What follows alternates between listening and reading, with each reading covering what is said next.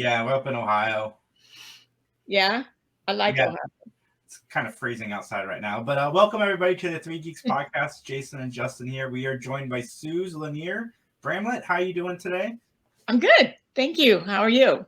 It couldn't be better. I am very excited to talk to you. So we've been doing a lot of these interviews lately, and I still have yet to talk to anybody who had anything to do with Happy Days. But you were actually in an episode of Happy Days, which is one of my all-time favorite sitcoms. What was that experience like? It was great. Happy Days was my very first Hollywood credit. I'd done some stuff in New York and Dallas and on the road, but I had been in LA for like 2 days, and I had done a lot of acting with a friend of mine from high school named William S. Bickley, who was one of the producers. And I had no friends in LA. And I called him the second day I was here, and I said, "Hey, Bill, it's Susie." And he said, "Well, come on to the set at Paramount and say, let's have lunch." And so I did. And he took me onto the set.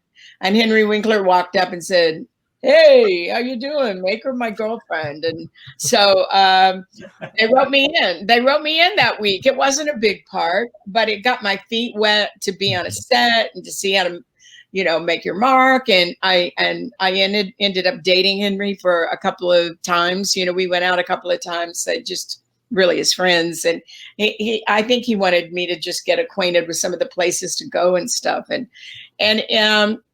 he's just the nicest man in Hollywood. So, it was an amazing gig. That's great though. You walk on set and Henry Winkler's like, "Make her my girlfriend." Like that has to be a nice compliment. Yeah, it was. I didn't even have a really significant part, but I was a prom queen or something, but it was still fun. And actually, the relationships that I made on the set ended up being lifetime relationships. I'm still friends with Gary Marshall and Penny Marshall's sister, Ronnie. Mm. And so I've spent many a holiday with the Marshalls. And so just that one gig, I was even friends with Penny too. So, one thing led to another, and it was a lasting lifetime friendship. Penny and Gary are gone, of course, but I'm still friends with Ronnie. All right, no, that's great. You walk on a set to do a quick part, and you make some lifelong friends. That's fantastic. Do you mind talking about your time working on the Three's Company pilot? Not really. I had just come off the set of Hills Have Eyes, and I was caked in sand and dust from the desert, bruised from head to toe from doing all the stunts myself. And we had no food in the refrigerator, and I had a little boy. And so I ran to the Market Basket, which was the name of the grocery chain at the time. And there were no cell phones. And I heard over the intercom, "Susan Lanier, please report to the office." And my agent said, "Drop everything." I said, "Martin, I've got all these groceries in the grocery cart." He said, "Drop it, get over to ABC. They fired a girl." And I said, "I'm filthy. Nobody can see me." They'll shower you. They'll do your hair. They'll do your makeup. And in the makeup chair, and they did all of that. And I called the babysitter and said, "I'm not coming back. I've got to get over to ABC." So anyway, they had big cue cards for me to learn the lines because they had fired a girl about 4 days in. Mm-hmm. And I only had like 3 days to learn all of those lines, all of the blocking, meet John and Joyce, figure out the wardrobe. And I've never worked so fast in my life. And so, my agent had Freddie Silverman over a barrel because they needed somebody really fast. They were already in production. And so he negotiated very high fees for me to go in so fast. And it was much more than John and Joyce were making. And there was a favored nations clause for John. And it meant that the first season out, they would have to pay a lot of money. And Freddie Silverman didn't want to do that after the pilot that I did sold the series. So, and it was all Hollywood politics. Everything's politics. not only now, but back then. Mm-hmm. What's the experience like working with John Ritter and Joyce DeWitt? You know what? It was such a whirlwind. I mean, Joyce was as sweet as she could be. John was too. John and I did not end up being particularly tight, but coincidentally, he had just married Nancy Ritter, his wife, and Nancy's brother is my keyboard player and lead singer in my band today. And so I am really close with Nancy Ritter, John's first wife, as well as all of his children.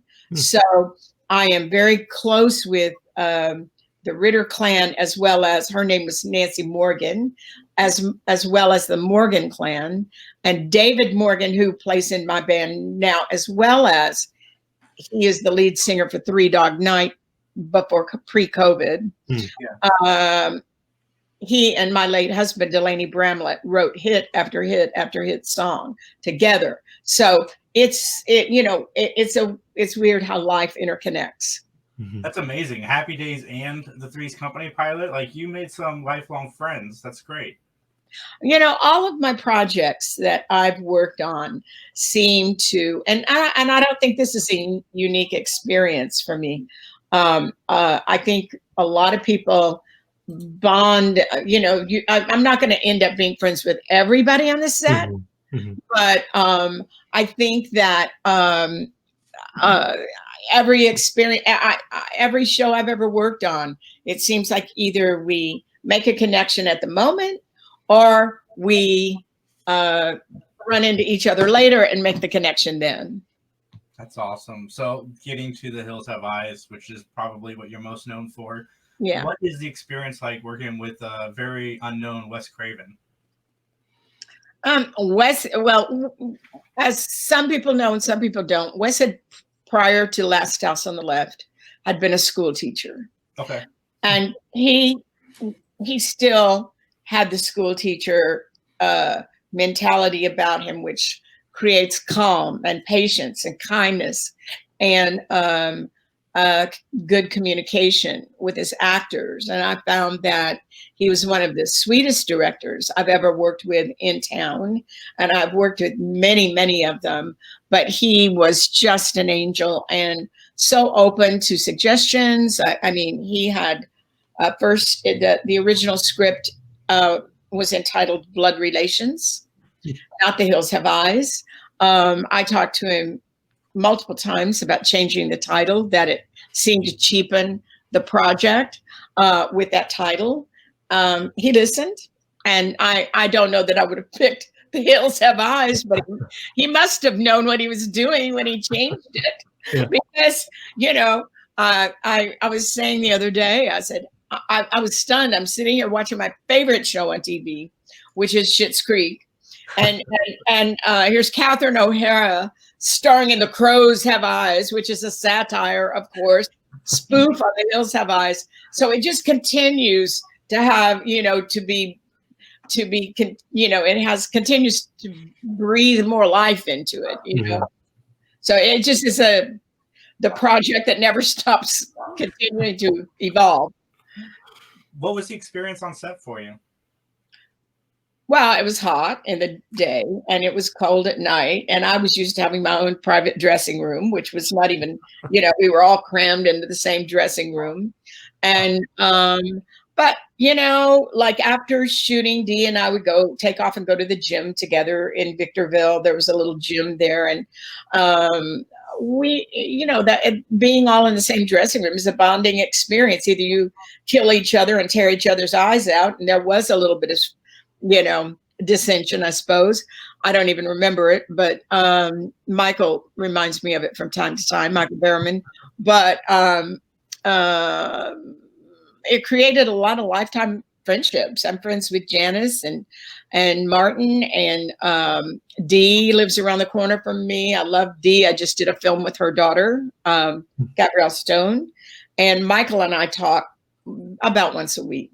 So, and before he moved to Florida, we spent Thanksgivings and Christmases together a lot.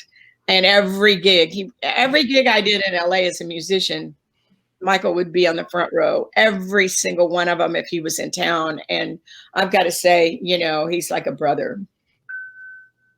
That's awesome. Well, what do you prefer, movies or television?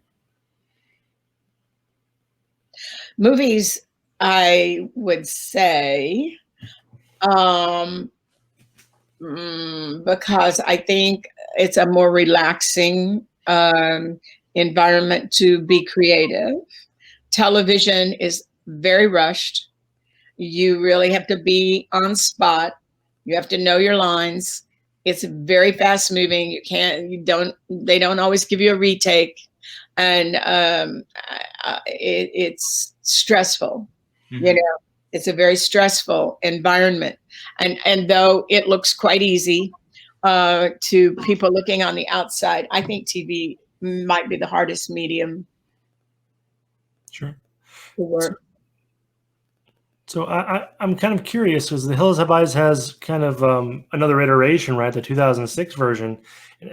Is it interesting having a project that has like a recreation of it like several years later? And do you review that kind of the character and say, hey, that's an interesting way she took it? Or do you just enjoy the film? Or my late husband was alive at the time, and he knew Peter Locke, one of the producers.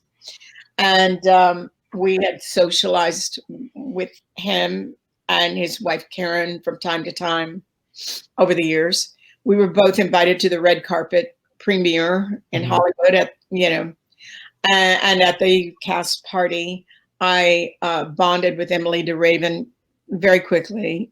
Getty had a heyday shooting the two of us together. And so I really didn't see much similarity in the two movies. I think, and because Wes did not direct it, I feel that, I can't remember the name of the director, but anyway, whoever directed it had his own vision of how to create it, and it was filled with special effects and gimmicks and stuff that I found some distasteful. And I personally prefer the rawness, whether I'm in it or not, of the original one. And that's just personal taste. I don't like a lot of gimmicks. And though the first one was violent, there was something like a rawness that you're right there in it. Mm-hmm. The other one, I did not feel that I could get connected into that. But I'm sure there's certain people out there who love it and maybe prefer it. I don't know. It's an individual thing. Sure. Yeah. I mean, I don't like, I had this discussion the other day. I don't love remakes anyway. When something's perfect, like Barbra Streisand's The Star is Born and Judy Garland's The Star is Born. Did we need a third or fourth Star is Born? Yeah. There's so many interesting stories of so many interesting writers that are out there. Tell another story, even if it might even be similar to the Star is Born. Don't do The Star is Born again. Yeah. I think Wes shared your thoughts because his last movie, Scream 4, was an attack on remakes, like pretty obviously a shot at remakes. So I think he shared, and unfortunately, that ended up being his last movie. But well, I equate it not even in horror, but with like Breakfast at Tiffany's, which was a big hit movie when I was younger, and it starred Audrey Hepburn. And the remake with Anne Heche was lovely, but it can't compare with Audrey Hepburn. Not that she's not as talented. It just, the story was perfectly told one time. Why have to tell that story again? Put Anne Heche, not Anne Heche, Anne Hathaway. Put her in another movie, maybe with the same sort of feeling or the same sort of, really rewrite it, and not try to copy the get another story going that, whatever. Or find something that wasn't done necessarily right. Like what they did with Scarface when they remade that, or The Thing when they remade that. Like those initial stories had a lot of room to grow. Don't take something that's already done very, very well and try to remake that, because all you're doing is digging yourself a huge hole that there's no way you can fill. Right. Right. And I've started writing, and I'm stunned. I've hooked up with a couple of writing groups just to get a better grip of my own skills. And I'm stunned at how many wonderful writers are undiscovered yet, and their stories that are fascinating and would be great movie material, whether they're, no matter what format they're being written in. And I just think that either the studios don't have the energy, or there's personnel that want to go out and find these projects, or they don't want to gamble on something that is, unproven yet. Let's talk about your music career. What's that like? Well, I can't sing in some sleazy bar right now. I love my show. I do a cabaret show called Swamp Cabaret. My music is very swampy and southern, filled with a lot of comedy and also very poignant moments of loss and tragedy. I'm a songwriter. I have written with some of the greatest songwriters, including my own husband, Lanier-Bramlett, who wrote most of Eric Clapton's first songs on his first album. And he produced Eric Clapton's first album. He wrote Superstar with Leon Russell. And so I learned to write music with somebody who was a master at songwriting, my own husband. So that was better than going to any school to try to learn how to write a song, I've written music with Phil Everly of the Everly Brothers. And I could just go on and on. Really, really wonderful songwriters. So whether or not I consider myself, to be blatantly honest, I feel like maybe I'm not the greatest singer in the world. I'd love to have Bonnie Raitt's chops. I don't. I'd love to have Janis Joplin or Amy Winehouse's chops. I don't. But I get a great deal of joy out of being on stage and singing like I do, and telling my stories between the songs. I always have a huge following at my gigs. And I had put it on hold to write this book. I'm writing a very dark murder mystery that is a memoir. And though I clearly am not murdered, but I miss going and listening. I really miss, because of COVID, going to sleazy dives and having a drink and listening to some of the greatest musicians in the world, because they live near where I live, Malibu and, Topanga. And there was a wonderful venue called the Write-Off Room that has now closed because of COVID. And that is very, very depressing to me, But the cool thing about music is that nobody can give you permission to go create your art or not. If I feel like being creative, I simply go in the studio and write, and nobody can tell me, yeah, you got the job, onto the set on Wednesday. No, I can go in there right now and sit down at the piano and get something out. So I love music. I mean, really, if you were going to say pick one, it'd be music. Do you have a favorite genre of music? Yeah, I love swampy. I love Beth Hart.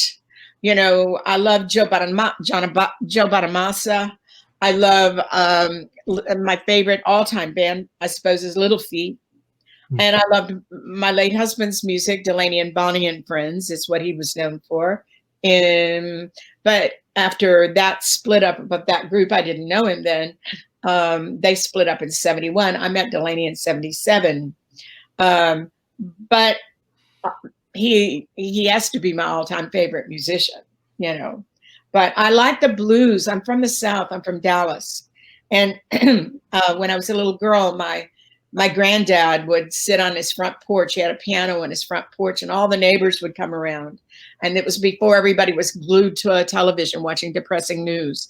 And we would all just sit out on the porch and, tambourine, whatever you could pick up, a stick and a rock, and keep time. And we did that all the time growing up. And it was southerny, bluesy, gospel-y sound, and Allman Brothers, that kind of sound. And though he wasn't nearly as talented as the Allman Brothers, it was always entertaining.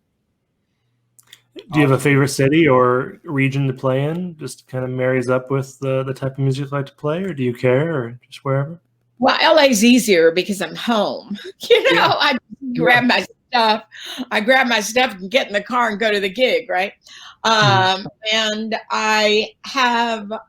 I'm more known in LA because I have a lot of friends here. I've lived here since 1974. Sure. And so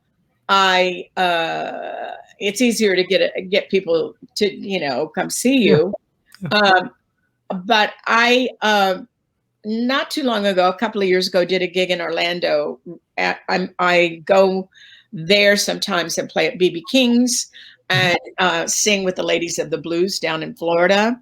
And there's a really great group of girls that sing the blues. And I love that.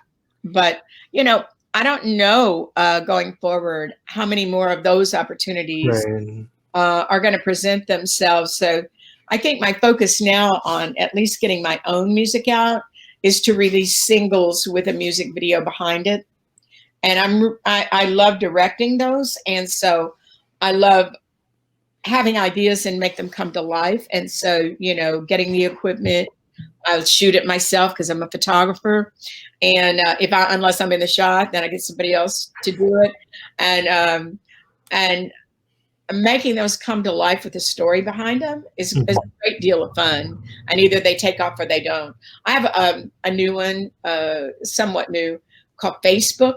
It's a spoof on Facebook. One of my favorite lines is, "I know what you ate last week."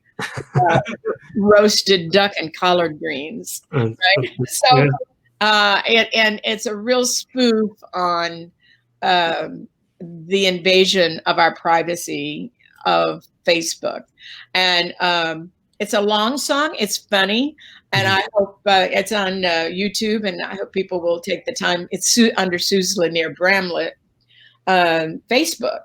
And it's pretty easy to find. So that's one of my favorite. I mean, I love to make music videos. I'm going to start after I finish my book, which my goal is to finish by Christmas. I will start putting much more focus on getting music videos out. Okay. What's coming next for you? Like, do you have any movies on the pipe? Yeah, I did a sitcom in December before COVID with Casper Van Diem and Brooke Lewis, and Mark Klebanoff directed it, and he created it with Christophe St. John, who passed away. And I'm waiting. I'm fingers are crossed, and I'm hoping that gets picked up by some network. And it's a pretty funny premise, and I play an older woman who's kind of horny and likes younger men. So, I mean, what a stretch, right? And and then I did a streaming thing after COVID with Brooke Lewis about being isolated, and there's a darkness to it. It's horror themed, and waiting for that to be post-production finished and shopped to some outlet. And, because of the growing number of outlets, to be able to market your projects, whether they're low budget or not, I think it will be definitely, it already is taking over. So I think it's easier to get content out at least somewhere, So now I've done so many things that now the rest is just gravy. I feel lucky when I work, I have a big audition that I have to get in. Now everybody's self-taping, but I've got a big audition that needs to be done in 2 days. And I'll stay home and set up the camera and shoot it, and I find that really nice that I don't have to get in the car and drive from, an hour and a half to get there and park and walk across the lot and all that stuff. Now you just do it in the privacy of your own home, and it's much more, it allows you to be much more creative with what you have to offer in the role, because you're not rushed through. And after the first take, they go, "Thank you," and then you leave, and then you go, "Oh man, if I'd only done that alleviates that problem, which is really cool. That is awesome. Where can everybody find you online? Suze Lanier. If you type Suze Lanier-Bramlett, it's going to come up. But I'm on Facebook, Twitter, Instagram, TikTok now a little bit, and Cameo, and it's all under Suze Lanier or Suze Lanier-Bramlett. If you don't find me under Suze Lanier, it'll be Suze Lanier-Bramlett. And those of you who remember the original Hills Have Eyes and some of those other credits, going, why did she change her name? It was Susan Lanier, because I got married and he wanted me to add his name, and I really liked Suze Lanier better for sleazy nightclub work. So, it just felt better to me, and everybody called me Susie anyway growing up. So, it's Susie, Suze, whatever. Mm-hmm. So Suze Lanier-Bramlett is the official search engine for whatever, if anybody wants to follow me. I've got a new EP coming out with 5 songs, which I'm very proud of. And I can't wait to finish this book. So it's really dark. It's really edgy. I don't think I've ever read a book like it. I don't know if I'm a great writer, but the story's really cool. So we'll see. I'm looking forward to checking out the music. As soon as we get off this call, I'm going to jump on iTunes and see what I can find. But also on YouTube is where you'll find the music videos. But on YouTube, Michael Behrman and I have a fairly recent one called, under my name, called Watch What You Ask For. You just might get it. And he kills me in the end. I don't want to give it away, but he does. And it's pretty entertaining. So it shows Michael and I working together present day, as opposed to the Hills Have Eyes era. That's cool. Absolutely awesome. Thank you so much for coming on. This has been lovely. Thank you. And everybody listening, please check out all of her stuff. I will put as many links in the description as I can. And from all of us at the 3 Geeks Podcast, have a great day. Thank you. You too. Peace.